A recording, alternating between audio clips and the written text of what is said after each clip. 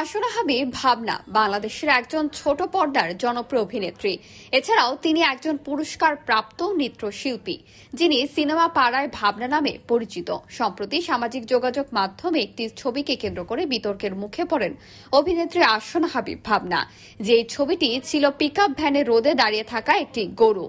নিজের ফেসবুক অ্যাকাউন্টে ছবিটি পোস্ট করে ক্যাপশনে ভাবনা লেখেন, আমার কান্নার শব্দ কি শোনা যায় তোমার শহরে। এরপরে নেটিজেনদের তোপের মুখে পড়েন এই অভিনেত্রী। অনেকেই ধর্মীয় দৃষ্টিকোণ থেকে ভাবনাকে কটাক্ষ করতে শুরু করেন। বিষয়টি নিয়ে নীরব থাকলেও এবার মুখ খুলেছেন তিনি।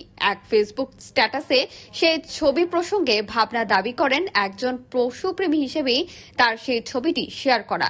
ভাবনা বলেন, আমি ছবি তুলতে পছন্দ করি। যখন কোনো দৃশ্য আমাকে ভাবতে বাধ্য করে সেটা ফেসবুকেও শেয়ার করি। আমার একটি ছবি যেখানে দেখা যাচ্ছে একটি পিকআপ ভ্যানে রোদে দাঁড়িয়ে একটি গরু, তার চোখ দিয়ে গড়িয়ে পানি পড়ছে। সেদিন ছিল তীব্র দাবদাহ, গরমে দীর্ঘ সময় থাকার ফলে অবলা প্রাণীটি ভীষণভাবে কাঁদছিল। বোবা প্রাণের কান্না আমাকে ছুঁয়ে যাচ্ছিল। ছবি তুলে আমার অনুভূতি প্রকাশ করি। ছবিটির ক্যাপশন দিয়েছি, আমার কান্নার শব্দ কি শোনা যায় তোমার শহরে। ব্যাস এতটুকুই। এরপরই নেটিজেনদের কড়া সমালোচনা শুনতে হয়েছে ভাবনাকে। অকথ্য ভাষায় গালাগাল করতেও ছাড়েননি তারা। ভাবনার মতে তিনি কেবল অবলা প্রাণীর প্রতি মায়া থেকে কথাটি বলেছেন।